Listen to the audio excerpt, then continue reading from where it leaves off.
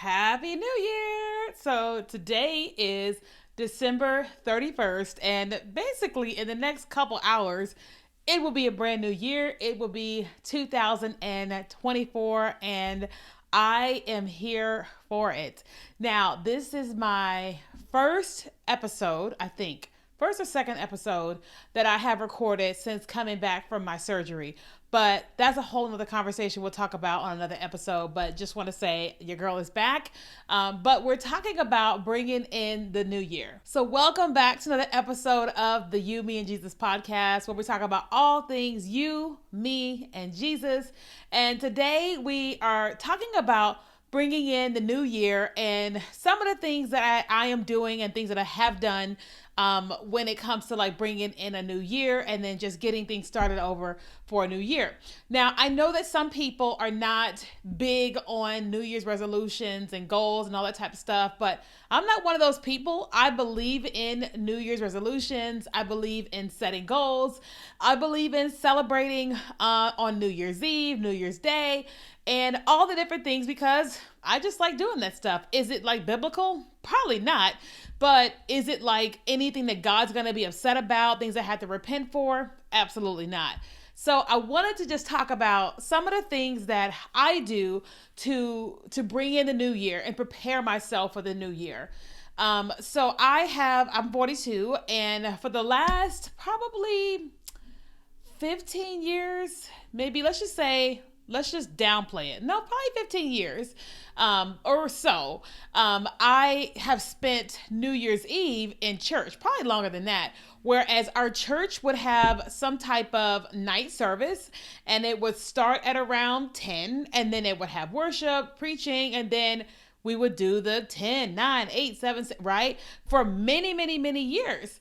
And I started this tradition a long time ago where I would get a journal and I would come to church at least 30 minutes early, get a good seat, and then at the back of the journal, I would turn all the way to the back of the journal and I would say, today is December 31st on 2023, and this year has been whatever. And I'll talk about how the current year has been good or not so good.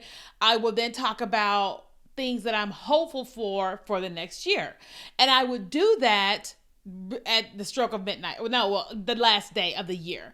And then the next day, when I woke up from sleep and all that, I would start the beginning of that journal and I would write in there all about, my hopes for the future.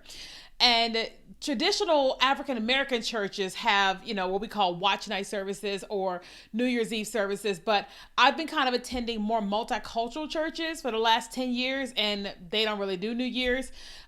So this year I am trying to find a more African American church so that I can go back to my tradition of what I do every single year. And I do that because I'm a big journaler, I'm a processor.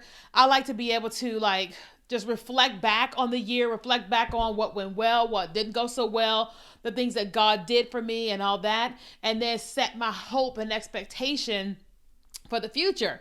And I've been saying that for years online, and I have so many people that kind of started joining in with me each year, getting a new journal and all the things. And so I wanted to talk about that today on the podcast because, one of the things that I know about God is that He has great plans for us, right? Like plans that we don't know about, plans that super exceed our expectations and our hopes. But one of the things that we get to do is we get this awesome opportunity to partner with God, with his expectation, his plans.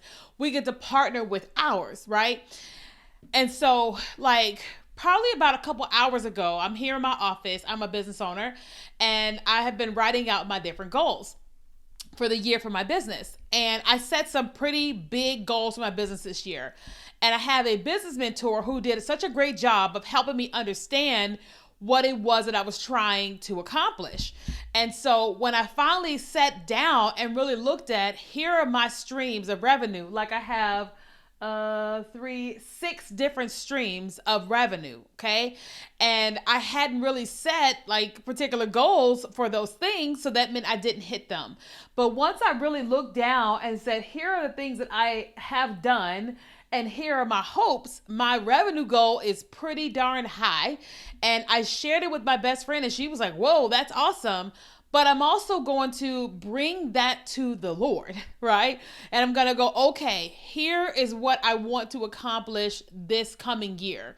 What do you have to say about this? Okay. And so I wrote them out today. And then tomorrow, when I do my processing, I'll start asking him, like, what do you say about each of these things? Is this on track? Is this too high? Is this too low? And see what he says. Because the last thing I want to do is to go after these big goals and don't hit them because I set them unrealistically, right?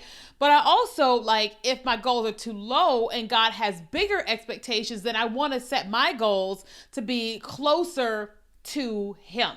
Right? That way I'm in partnership with him. I'm not fighting him, one way or the other. And I love being able to do that at the beginning of the year. Okay. But also one thing that I'm doing going into the new year is taking a look at things that are just like, what are some of the things that I haven't done in a while? What are some of the things that make me happy, bring me joy, that I stopped doing because of life circumstances? Like I had these really big tumors growing on the inside of my stomach, and I just had this really big surgery. And one of the things that I haven't done in a long time is Zumba, because it was just uncomfortable to do all of that movement, right? Some of the things was wearing certain clothing, just certain things, just when your body is not looking like or feeling like you want it to feel like or whatever. I wasn't doing those things. You know what I'm saying? And so I'm like, I want to get back to some of those things. But also I want to get back to those things that, like reading. So I have lots of books around here, but I haven't physically sat down and spent a lot of time reading books because life has just been so busy. It's been so chaotic and all that. And I'm like, I want to be able to make space for reading where no one's calling, no one's texting, there's no notifications, there's no expectations, and I'm just reading.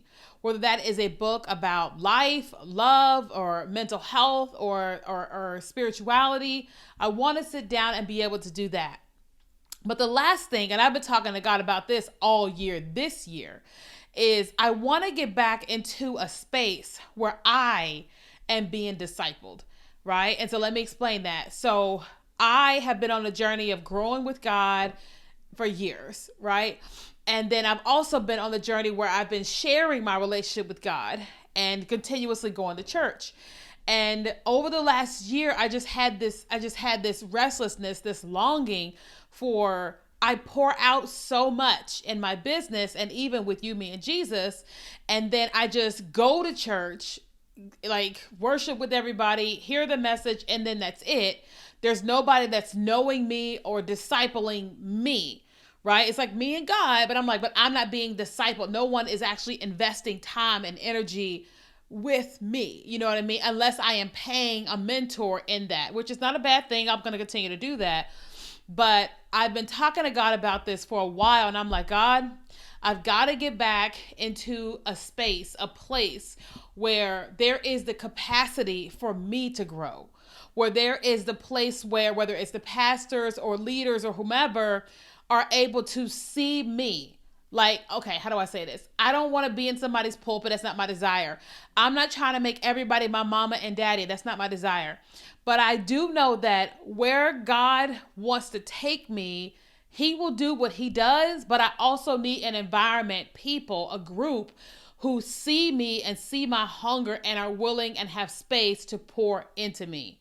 That's a huge part of what I am going into in this year, because for years, especially after my divorce, I was spending so much time and energy just being mentored and discipled. I was still pouring out, but I was receiving so much. And for the last 4.5 years, 5 years, I've just poured out so much. And I am just like, All right, I just don't have all that to give the way that I used to because I am just empty. It reminds me of a sponge, right? So, you have a dry sponge and it has nothing to give. And then if you put water on it, it can give and it can receive. It can give and it can receive. But again, if that sponge continues to give, it won't have anything else to give and then it will dry out. And I kind of feel like I have been on this trajectory of like give, and I'm like, I'm dry, and so I'm like, this year is an intention. I have the intent on getting in a space and place where they have the capacity to spend time with me, to disciple me, and help me go to the next phase and next level in my life and God, not in my business, not in my influence, but I'm like it with God and learning and all those types of things. And so I'm being very intentional about that this year. And so I wanted to do this episode because I wanted you to like spend some time asking yourself, what is it that you could be doing? How could you spend this year? How could you spend the rest of today, New Year's Eve, and then going into the new year, preparing yourself, setting yourself up for success for your life, your finances, and more importantly, you and your relationship with the Lord? Because nobody's gonna help you grow and do all the things that God has created you to do. Like that's a journey between you and God, and so you've got to figure out, how do I navigate and get the equipping that I need to get, or the grow, or the safe space I need to be in order to be able to learn and listen and heal and whatever. Okay, so I hope you found this episode valuable. If you did, please let me know here on YouTube. If you got questions, let me know. If you're listening to the podcast, please come onto the YouTube channel at You, Me, and Jesus. You can follow us there. We have videos that come out every single Sunday, just like this audio episode comes out every Sunday. Okay, so Happy New Year to you, and thank you so much for listening and watching.